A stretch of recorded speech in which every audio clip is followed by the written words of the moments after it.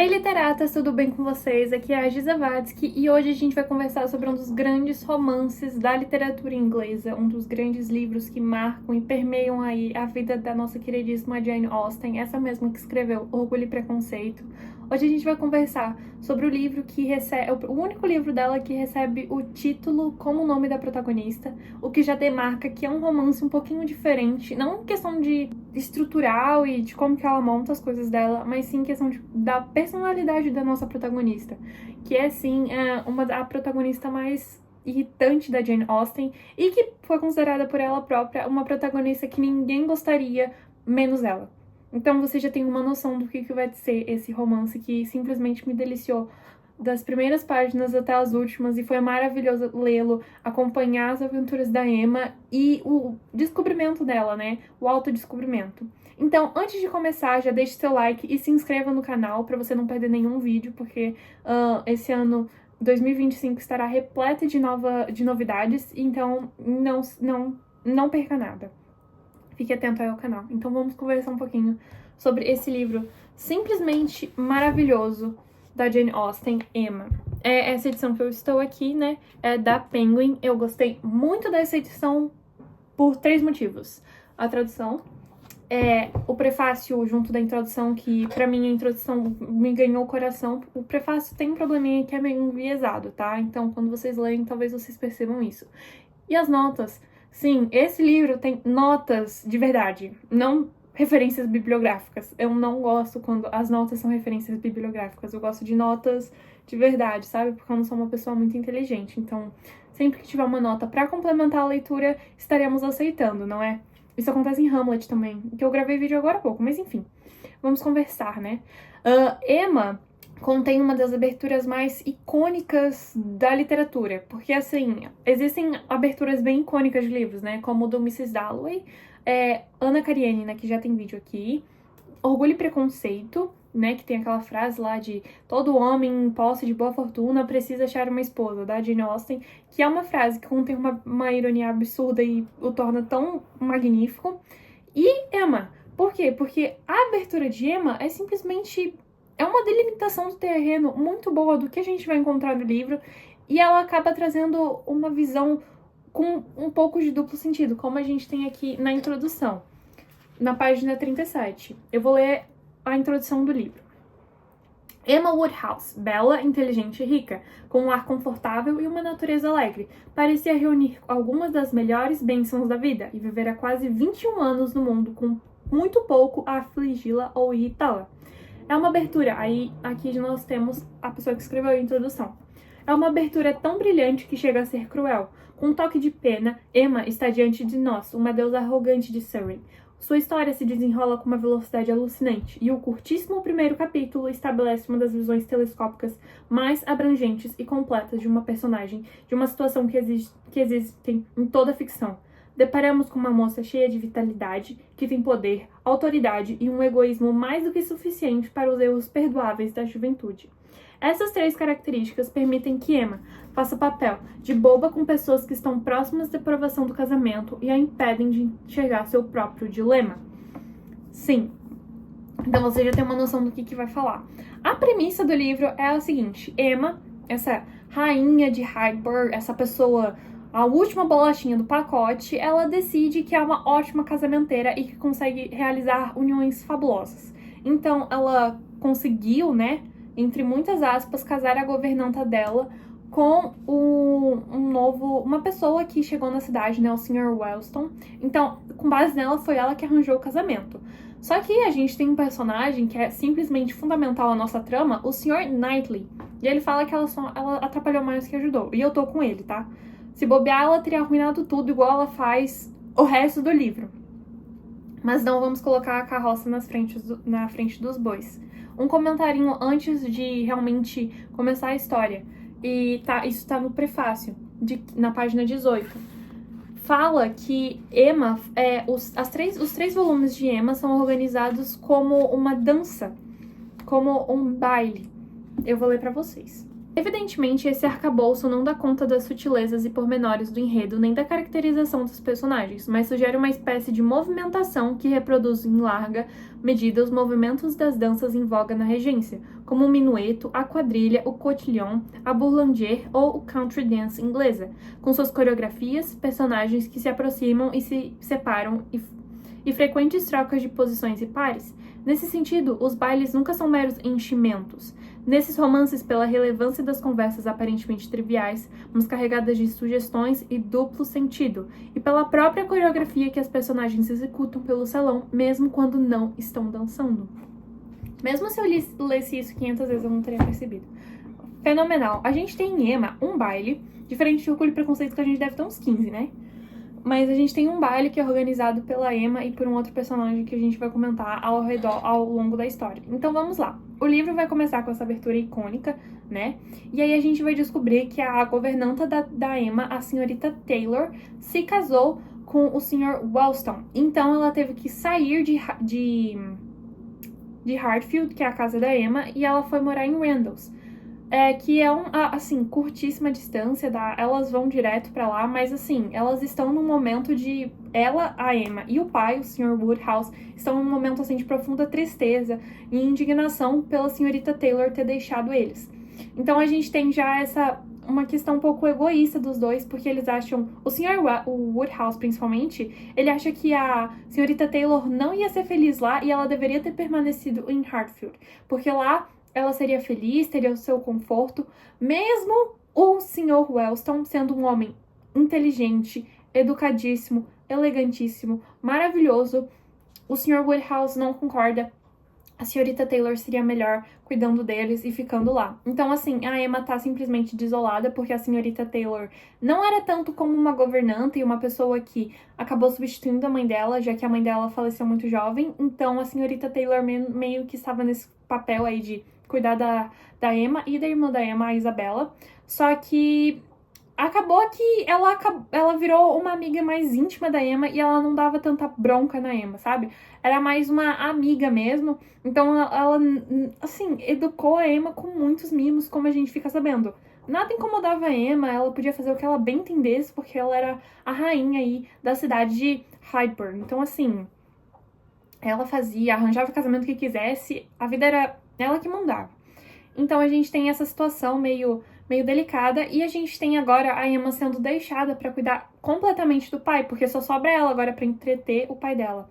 Que ele é já meio doente, e ele é um personagem que eu não consegui ficar brava com ele, porque ele é engraçado, sabe? Ele é uma caricatura, não é bem uma caricatura, mas sabe aquele senhor que tá muito preocupado com a saúde? É exatamente o Sr. Woodhouse. Então ele é aparentemente 100% contra o casamento, tanto que ele não chama a senhorita Taylor de senhora Wellstone após o casamento dela, mas sim de pobre senhorita Taylor.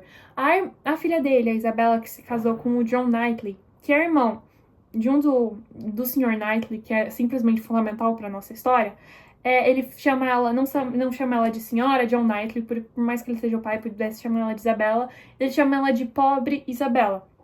E por todos os casamentos que permeiam esse livro, sempre que alguém está comprometido a casar, ele vai chamar essa pessoa de pobre fulano, pobre ciclano. Ele se casou tarde e teve só 2 filhas, então ele tem essa questão com o casamento bem aparente. Então, cabe a Emma agora ficar 100% responsável do pai, desde que ela se tornou meio que a dona da casa, né? A responsável, já que a sua mãe faleceu. E aí agora ela não vai ter mais ninguém para dividir os cuidados com o pai. Então, toda a atenção que ela tem que dar, ela vai ter que dar ao pai e afins. Tá chorando as pitangas dele. E aí, depois de um tempo, a Emma vai conhecer uma garotinha, né? A Harriet Smith. Sim, a Harriet Smith vai se tornar meio que, no início do livro pelo menos, uma dama de companhia pra Emma, porque ela vê aquela menininha, ela tem os seus 17 anos, a Emma tem 21, super bonitinha, bonita, ingênua, que pode, assim, ser bem moldada pra virar a próxima Emma Woodhouse. Então ela vê nessa menina essa oportunidade e ela acaba acaba acolhendo a Harriet pra virar a amiga íntima dela. Então ela agora convence a Harriet a passar todo o tempo do mundo dela lá em Hydeburn. Ela acaba convencendo o pai que seria uma boa ideia que ela deixaria a amiguinha mais culta, mas veja lá, Essa amizade, pelo menos a primeiro momento, não é muito boa, não é muito saudável, eu vou falar. Porque a Emma, ela manipula muito a Harriet, sabe? E ela acaba deixando a Harriet muito mais vaidosa. O Sr. Knightley, que é o vizinho de Hartfield, ele e o irmão são os únicos sensatos desse livro. Assim, pra mim, os dois... Era um deleite quando eles apareciam, que eles botavam um juízo na cabeça de todo mundo. Ele vai comentar com a senhorita Taylor, que virou senhora Wellston, de que essa amizade não faria bem pra ninguém. E ele também vai falar da Emma, né? Ele é o único a ver defeitos na Emma, porque todo mundo elogia e mima essa menina. Assim, todo mundo baba ovo em cima dela. Eu achei simplesmente fenomenal que ele tá conversando, né? Aqui, ó. Não sei qual a sua opinião, Sra. Wellston, disse o Sr. Knightley, sobre essa grande intimidade entre Emma e Harriet Smith, mas eu considero uma coisa ruim. Ruim? É mesmo? Por quê? Acho que não vai fazer bem a outra. Você me surpreende. Emma só pode fazer bem assim a Harriet. E por oferecer a ela um novo objeto de interesse, podemos dizer que Harriet fez bem a Emma. Eu tenho acompanhado a intimidade das duas com o maior prazer. Quanta diferença entre o que sentimos? Achar que uma não vai fazer bem à outra? Esse de certo será o começo de uma nossas brigas sobre Emma, Sr. Knightley. Talvez a senhora pense que eu vim aqui brigar de propósito, sabendo que o Wellston não está em casa e que ainda terá que se defender sozinha. Daí eles vão conversar, né, que o Sr. Wellston vai fazer bem. Daí o Sr. Knightley simplesmente solta uma que eu achei fenomenal, porque a senhora Wellston vai falar que a Emma vai ajudar a Harriet a desenvolver o intelecto, a ficar mais inteligente, ter conversas mais profundas e todo esse papinho. Daí, e que isso incentivaria a Emma a ler mais, a praticar mais o piano. Coisas que a Emma, assim, por mais que ela saiba tocar piano, ela saiba tocar bem, não é tão bem quanto ela poderia, sabe? Ela tem um talento, só que ela não gosta muito, assim como o livro. Ela é, tipo, muito inteligente, mas não gosta de ler tanto e esse tipo de coisa. Daí o Sr. Knightley, que é mais velho que a Emma, e que me lembra muito a relação infelicidade conjugal do Tolstói, entre os dois protagonistas. A relação dos dois me lembra muito o inicinho do livro, sabe? Vamos lá.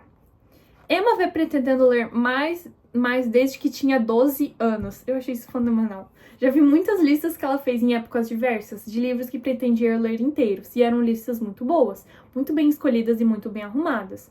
Às vezes por ordem alfabética, às vezes segundo outra regra qualquer. A lista que Emma fez quando tinha apenas 14 anos, eu me lembro de achar que mostrava tão bem sua capacidade de escolher que eu guardei durante algum tempo. Imagino que tenha feito outra lista agora, mas já desisti de esperar qualquer aplicação constante e leitura por parte de Emma. Ela jamais vai se submeter a algo que requeira esforço e paciência e uma subminação da imaginação à racionalidade. Onde a senhorita Taylor fracassou em estimular, posso afirmar com segurança que a senhorita Smith não fará nada. A senhora jamais conseguiu persuadi-la a ler nem metade do que desejava. Sabe que isso é verdade. Então, assim, o Sr. Knightley fala na cara mesmo. E aqui, ó, que eu não sei se eu comentei. Que a Emma, assim, justamente por ter uma amizade muito íntima com a senhorita Taylor, não vai ser bem educada por ela. Daí o Knightley fala assim, ó. Talvez não tenha dado a Emma a educação tão completa que seus talentos prometiam, mas estava recebendo uma educação muito boa dela, da importante questão matrimonial de subjugar sua própria vontade e fazer o que eles mandam. Então, assim, o Sr. Knightley, sem muitos pudores em relação a ele dar bronca mesmo. A única pessoa que percebe os defeitos na Emma, a gente fica sabendo disso logo no primeiro capítulo. Ainda bem, né? Porque se não tivesse ele, a Emma provavelmente nunca ia se tocar. Ela ia ficar arranjando casamento pelo resto da vida. Então, quando que chega esse estopim, né? De fato, do casamento dela decidir parar de se intrometer nos assuntos alheios. Tem o Sr. Elton, que é um jovem, e ele é o pároco da vizinhança, né? E ele é solteiro. Ele é um homem, assim, bem apessoado e afins. A Harriet, ela é uma mocinha, como eu comentei, só que ela é uma mocinha que provém de um casamento de uma infidelidade. Ela é fruto de uma infidelidade. Então, ela não sabe quem são os pais dela e ela ficou a cuidado da senhora Goddard, que é dona da escolinha ali de Highbury. Então, assim, a Emma, e todo mundo sabe que que a Harriet não tem assim, não tem como ela alcançar uma posição social tão alta, por mais que ela queira, por mais que ela agora comece a frequentar, né, o círculo mais alto de Highbury, que é Hartfield com Randalls, que é a casinha da senhora Wellston, e a abadia de Donwell, que é o lugar do Sr. Knightley, graças a Emma. Mas não tem, é impossível. A gente tá falando de um romance escrito, né, na época da Jane Austen. Então, assim, uma mocinha que é fruto de um casamento infiel, ela tem uma reputação manchada. A gente, lá em Oliver Twist, a gente tem isso, né, com a Rose Maylie. Enfim, não tem como.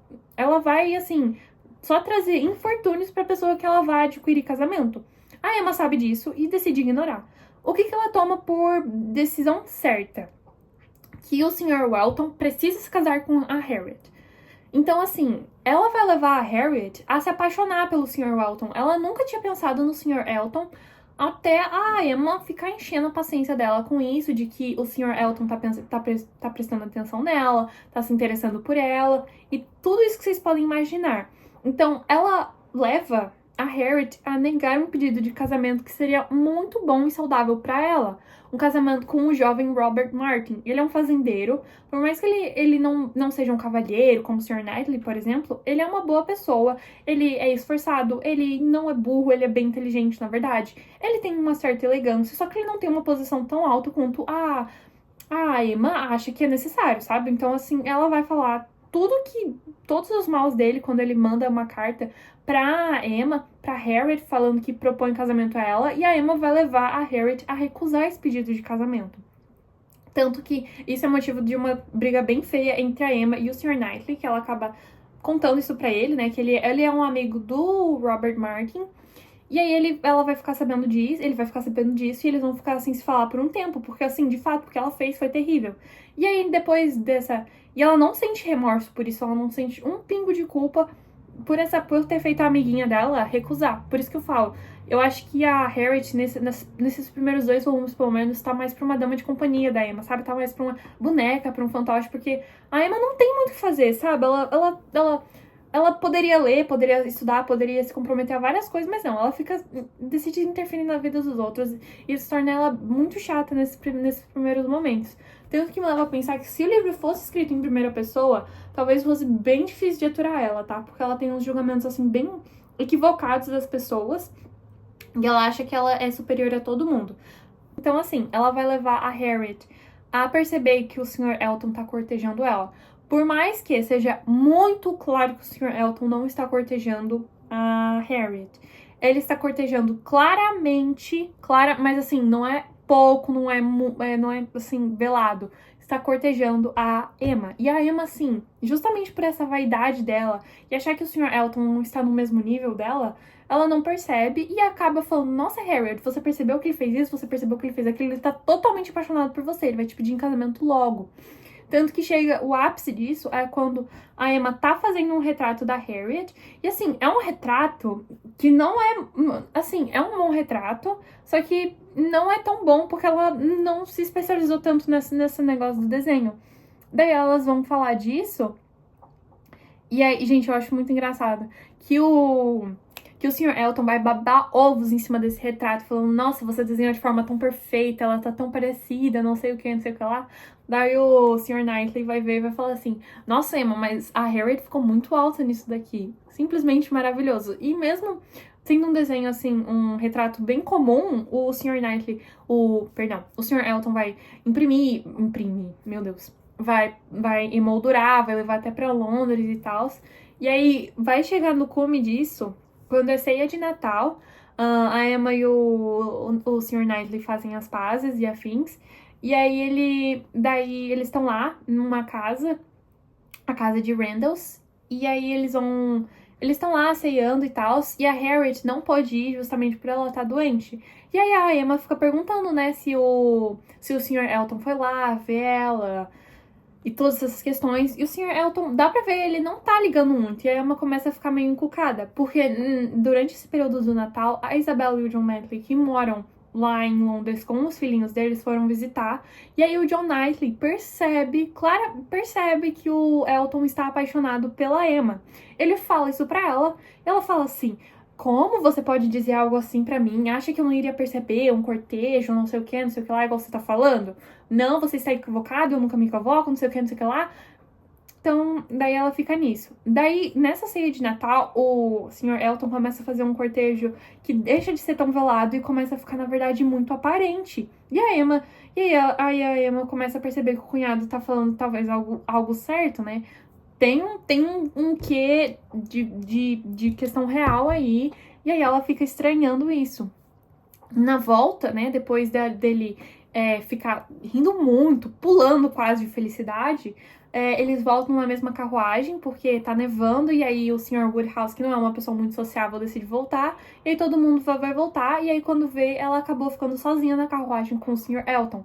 Adivinha o que acontece? Ele propõe ela em casamento. Ela, assim, fica muito brava com ele por se submeter a tal coisa, né, por achar que ele é digno dela e todas essas questões. Daí ele fala, não, mas você tava me incentivando. Daí eu não tava te incentivando. Claro que tava. Daí ela acaba percebendo todas as burradas que ela fez, né? E aí ele acaba indo embora e ele de fato se ausenta de Highbury por um período. E aí ele só vai voltar quando estiver noivo da personagem que ela me irritou muito. Muito, muito, muito, a senhora Elton. Mas esse é assunto mais pra frente do vídeo. Então ele vai estar lá, ela vai estar lá, né, com o Sr. Elton. E depois ela vai ter que contar pra Harriet sobre essa decepção e dela tá enganada. Ela conta isso pra Harriet, a Harriet fica, assim, profundamente decepcionada. A Emma fica muito envergonhada da conduta dela. E aí ela decide que vai se ausentar de ser casamenteira, porque realmente ela magoou a melhor amiga dela, né? Então ela decide, assim, parar de se intrometer na vida alheia, e ela de fato para. Por mais que ela pense em arrumar casamento, ela não arruma. Então, nesse período, nós temos a chegada de dois personagens. A Jane Fairfax, que é, assim, a perfeição em pessoa. A Emma não suporta essa menina, por mais que elas tenham a mesma idade. Elas poderiam, sim, ser amigas muito próximas, mas a Emma não suporta ela. Por quê? O Sr. Knightley falou isso pra ela, e assim, por mais que ela não quisesse admitir, ela sabia que era certo. A Jane era tudo que a Emma queria ser. Ela sabia tocar piano de uma forma excelente, ela falava de forma excelente, ela tinha uma elegância, uma polidez magistrais, ela era muito bonita, ela era muito paciente, muito bondosa e afins. Porém, essa mocinha, ela tinha uma posição social inferior, porque ela perdeu os pais e ela acabou meio que sendo abrigada pelos Campbell. Então ela voltou pra Highbury pra passar um tempo com as tias, né, a senhora Bates e a senhorita Bates. Então ela fica ali com eles por um tempinho. E aí a Emma fica, assim, muito brava, porque ela não queria escutar, não queria saber dessa menina, mas ela chega.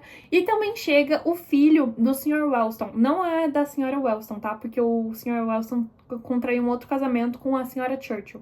E aí essa senhora morreu, e aí disso teve o filho, o Frank Churchill. E ele, assim, ele mora com os tios.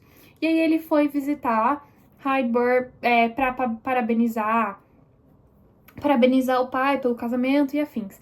Por mais que o Sr. Knightley não gosta de jeito nenhum desse menino, e eu tô com ele, tá, nesse quesito, porque ele poderia ter, sim, feito um casamento um pouco mais precipitado, só que ele não faz, porque a gente descobre no final, e eu não vou contar, vocês que leiam. E aí, então, assim, ele não gosta do Frank, o Frank, de fato, tem atitudes bem questionáveis, como, por exemplo, ele acaba cortejando a Emma, e a gente descobre que ele não deveria estar fazendo isso por motivos que, se você sabe o final, você percebe o que tá acontecendo, mas eu não vou contar aqui pra vocês, tá, gente? Perdoem-me, vocês terão que ler. Então, assim, eles vão ficar nisso, né, por um tempinho, até que a Emma começa a gostar do Frank. E aí ela começa, sabe, a se engraçar e tal. Daí ele volta, né, pra cidade dele. E aí depois ele volta e aí a Emma acaba desapaixonando dele. Só que daí, pensem o que ela vai fazer. Ela vai jogar o Frank pra cima da Harriet. Porque ela acha que isso seria um casamento maravilhoso e tudo que você pode imaginar. E aí elas acabam não conversando sobre isso, né? E aí acaba acontecendo uma confusão, porque a Emma acha que a Harriet tá gostando do Frank, mas ela não tá gostando do Frank, tá gostando de outra pessoa, do Sr. Knightley, pra vocês terem uma noção. Enfim. Um momento que eu acho importante frisar, depois de deles estarem assim, muito legais, eu não vou poder falar tudo, porque assim, ó, só desse momento aqui, sem edição, deu 26 minutos de vídeo já. Então, mas é um livro muito bom, gente, muito bom. Eu só vou falar do acontecimento de... Durante todo esse período, a Emma, ela acaba falando mal da Jane pro Frank. Ela tem lá os seus altos e baixos. Inclusive, entra nessa sociedadezinha aí de Highbury a senhora Elton, que pra mim é a mulher mais deplorável desse livro. Ela é, de fato, no momento... Assim, ela aparece e tal, e a Emma não gosta dela. Então a gente já fica assim, se a Emma não gosta dela, talvez ela seja uma boa pessoa, né? Porque a gente aprende isso ao longo do livro. Só que não, ela de fato, ela é muito irritante. Assim, ela fala só dela o tempo todo. Ela é uma profunda quarta camada. Ela só fala dela. E aí ela decide que quer ajudar a Jane em um certo momento. E aí a Jane, justamente por não ter uma posição social muito alta, o destino dela é virar governanta e lecionar música. E aí essa moça, que assim, ela acha que é a moça mais rica do mundo, né? Porque ela veio de uma família um pouco rica, abastada, e ela tinha um dote de 10 mil libras. Um dote considerável, né? Não tanto quanto a Emma, né? Que ela decidiu que não ia se casar porque ela tinha um dote de 30 mil libras. Mas enfim, pensem a respeito. Daí ela chega, ela só fala daquele lugar dela, que é simplesmente insuportável ela falando disso. Eu de verdade fiquei irritada lendo. Mas enfim, daí ela vai falar disso, e aí ela adota a Jane pra ela, falando que vai ajudar aquela menina a qualquer custo, mesmo a Jane não querendo. Daí ela invoca que vai arrumar uma vaga num lugar lá pra ela, que é a amiga da irmã dela, né? Um lugar que tá precisando de uma governanta. E aí a Jane, assim, não quer. Ela tá falando que é pra esperar os Campbell voltar da Irlanda e tudo isso. E a senhora Elton fica invocando com isso e faz a menina aceitar. Depois a gente descobre porque ela aceita. Mas assim, ela fica o tempo todo falando disso com a Jane até ela aceitar. Mesmo falando, não, eu não quero, muito obrigada, gentileza, blá blá blá blá blá blá blá blá. E a Jane engole uns sapos, vou falar nessa coisa, viu? A Emma é, assim, muito rude de não... Porque pensa numa moça que tá ali tentando o melhor dela. Mas enfim, né? A senhora... Inclusive... Não, deixa eu contar isso daí.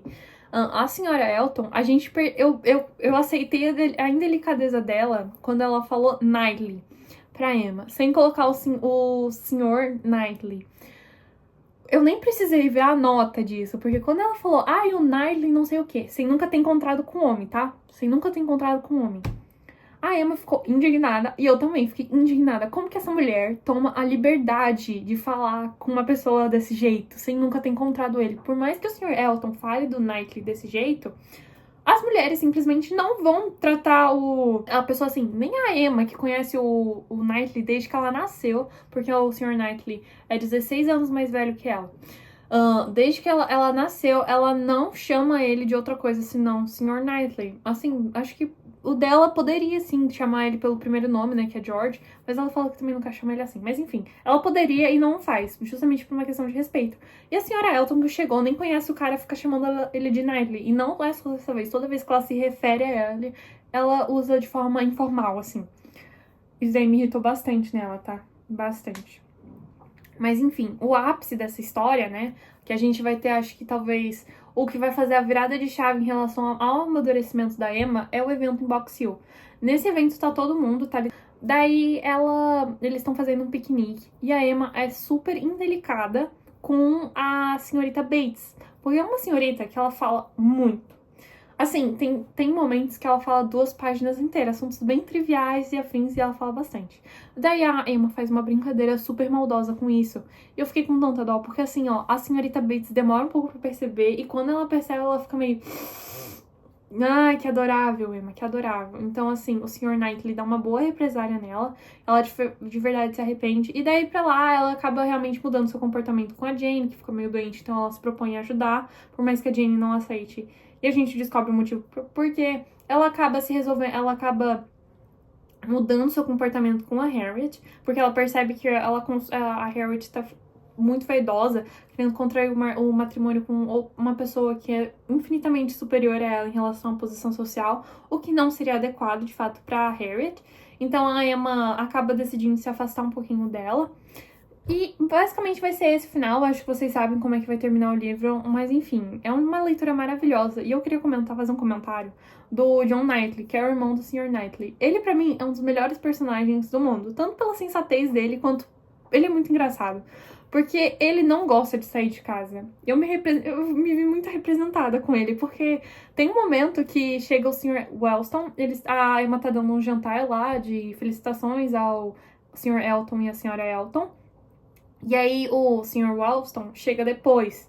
E o Sr. John Knightley fica indignadíssimo com isso. Como que uma pessoa pode sair de casa no frio, nessa neve, pra ter conversas enfadonhas? Ele fica, assim, indignadíssimo. Eu acho, assim, todos os momentos que ele fala disso, eu dei uma boa risada, porque foi muito engraçado mesmo. Me vi extremamente representada. Enfim, gente, é basicamente esse o grosso da história da Emma, tá? É um livro maravilhoso que eu espero fazer uma releitura. E depois desse, eu com certeza lerei mais da Jane Austen. Eu pretendo ler toda a obra dela até os meus 20 anos. Então, assim, essa é uma meta que vocês terão mais vídeos no canal dela, provavelmente. Não esse não, 2025, talvez 27. E, enfim, gente. Leiam Emma, tá? É um livro, assim, maravilhoso, eu dei muita risada. E é muito legal acompanhar o amadurecimento da nossa protagonista, porque ela, de fato, ela muda bastante. Assim, do finalzinho do terceiro volume, da metade do terceiro volume encaminhando pro final, ela, de fato, percebe tudo que ela fez de errado. E vou falar, o final foi... Eu li tão rapidinho. E eu não queria acabar, porque é uma história muito deliciosa mesmo, tá? Recomendo que vocês leiam. Comprem nessa ediçãozinha, porque nós temos bastante nota de rodapé. Nós temos várias notas, tá? De lugares, pessoas, comportamentos que eram comuns à época. Afinal, nós estamos nos teleportando no tempo, não é mesmo? Bom, deixa a indicação aí. Deixem seu like, se inscrevam, porque quando eu postar mais vídeos da Jane Austen, vocês não percam. Um beijo, fiquem com Deus, até o próximo vídeo.